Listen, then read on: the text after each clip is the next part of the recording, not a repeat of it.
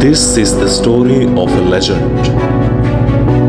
Born in the land of silence and struggles, a priest who walked before his age, a soul surrendered to the divine will. This is not history. This is legacy of Saint Kuriakose Elias Chavara.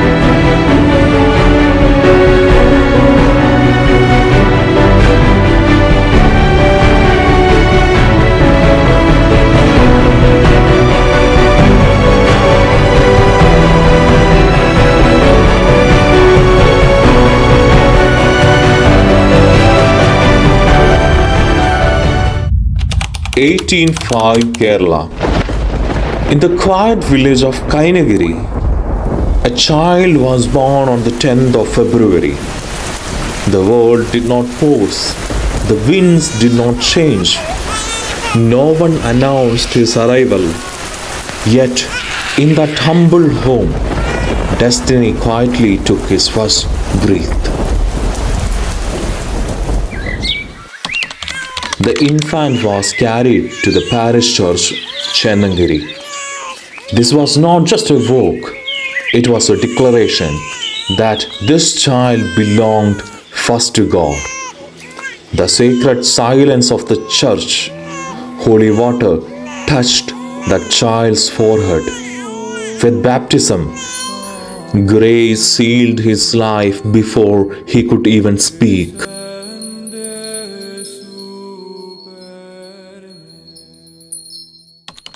Kuriakose grew up like any other village child, playing in the fields, breathing the earth, learning the rhythm of simple life. There were no sign of future greatness, only innocence shaped by humility and discipline.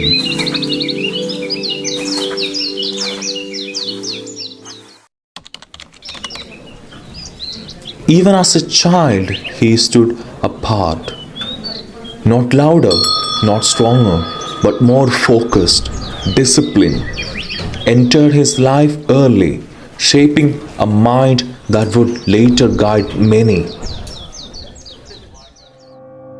In silence, he prayed. This was not habit, it was hunger. A hunger for something greater than comfort. Seeing his devotion, the parish priest began guiding him. Knowledge met calling, and curiosity became commitment. The desire to become a priest did not arrive suddenly. It grew slowly, demanding sacrifice rather than promising reward. At 13, Kuriakose left home.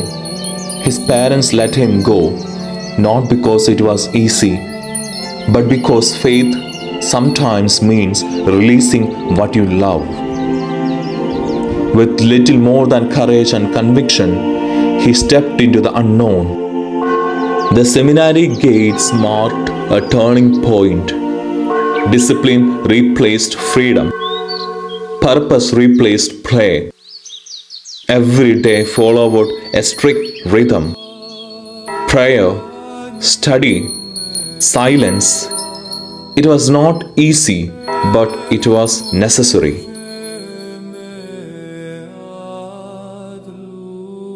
Under Malpan Palakal, Kuriakose's mind and soul were sharpened. Great teachers do not create followers, they shape leaders.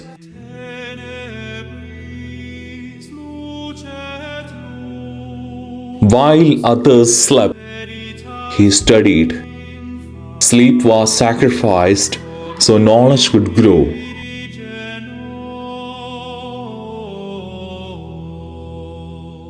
Doubt visited him, as it visits all who walk difficult paths. But each time, prayer pulled him back to clarity. With every sunrise, his resolve grew stronger. He understood that calling is not proven by comfort, but by perseverance. Years passed quietly, knowledge deepened, character hardened. The boy slowly became a man shaped by prayer and sacrifice. The seminary was not only a place of learning, it was a battlefield of mind, body, and soul.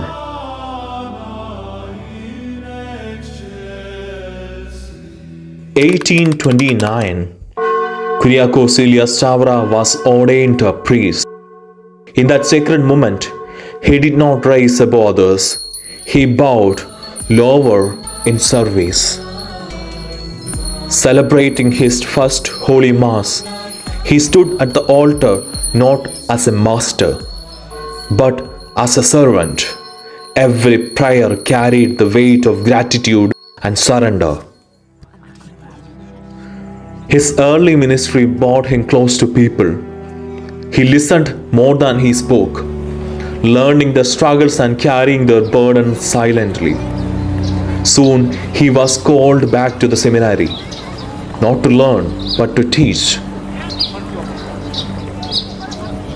Knowledge multiplied when shared, and his humility made him a natural guide.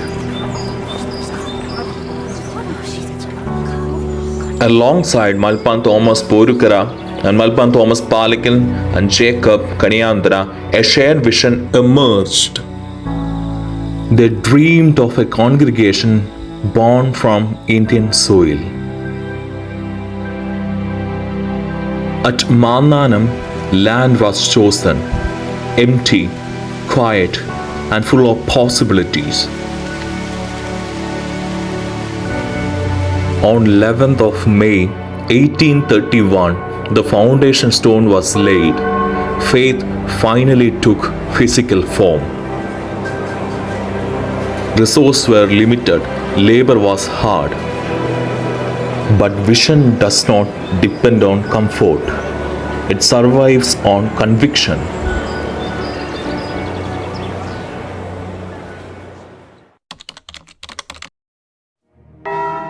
Life at Mannanam began quietly. There was no luxury, only prayer, study, and silence. The walls were new, but the discipline was ancient.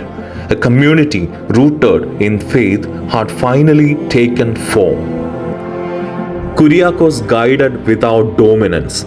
He corrected gently, advised patiently, and listened deeply. Authority in his hands became service.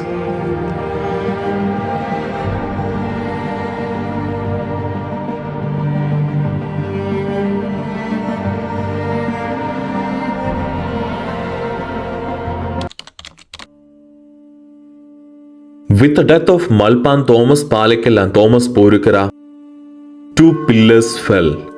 Grief filled the monastery, but the mission could not stop. Alone in prayer, Chavara felt the weight of an entire congregation resting on his shoulders. He did not seek authority, but when the duty called, he answered. With clarity and compassion, he guided the community forward. His strength came not from control, but from conviction. On the 8th of December, 1855, Kuriakose Elias made his religious profession along with 10 companions. He took the name Kuriakose Elias of the Holy Family, binding his life completely to God. From 1856 until his death, he served as Prior General of all monasteries. Authority came, but pride never followed. New religious houses began to rise across Kerala. Each one became a center of prayer, learning, and service. He invested deeply in the education and formation of clergy, knowing that future of the church depend on prepared shepherd. Annual retreats were introduced. The 40-hour adoration deepened Eucharistic devotion. Silence became the loudest teacher. For him, service did not end at the altar. He cared for the dying and destitute, offering dignity where the world offered neglect. Peace did not last forever. Quiet whispers began spreading through the church, rumors of division, confusion. News arrived that Thomas Rokos had come from abroad, claiming authority. Confusion spread quickly, and faith itself felt shaken. While panic spread around him, Chavara remained calm. He understood that leadership is not about noise. It is about stability when others tremble. Recognizing his strength and wisdom, the Archbishop of Verapalli appointed Kuriakose Elias Chavara as Vicar General of the Syro Malabar Church. With courage and clarity, he exposed the lack of legitimate authority. Through patience and prayer, the crisis was resolved. Unity was restored. The church stood whole because one man refused to bend. With stability restored, Chavara turned his attention to the future. He saw clearly education was the key to faith, dignity, and progress. He insisted that every parish must have a school. Thus was born the tradition of Pallikudam. He understood that knowledge must travel beyond walls. At Mananam, the first Catholic printing press in Kerala came alive. Words gained wings. For the first time, Syriac texts were printed in Kerala. Malayalam prayer books reached ordinary families, bringing faith into daily life. He was no longer just a leader of monks. He had become a reformer of society. By now, people no longer saw him only as a priest or leader. They saw him as a father, someone who listened without judgment, guided without force, and loved without contention. In 1866, with Father Leopold, he helped found the congregation of the Mother of Carmel. Women were given a path to serve, lead, and grow in faith. Amid countless responsibilities, he still found time to write. Though all achievements, one thing never changed: prayer. It was the source of his strength and the anchor of his soul. Age and illness slowly weakened his body, but his spirit remained unbroken, steady as ever.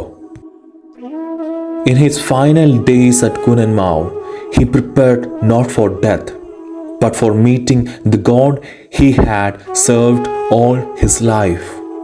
On January 3rd, 1871, Kuriakose Elias Chavara closed his eyes to the world. Even in death, reverence surrounded him. People sensed they had walked beside a holy man.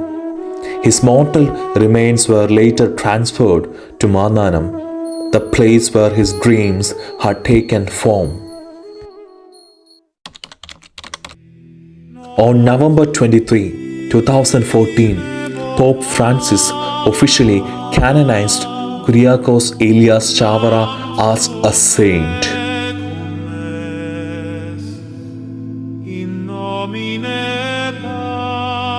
One life became countless blessings. Saint Kuriakose Elias Chavara proved that faith is not meant to hide in silence. It is meant to build, educate, protect, and serve. His life remains a call to live fully, love deeply, and serve without fear.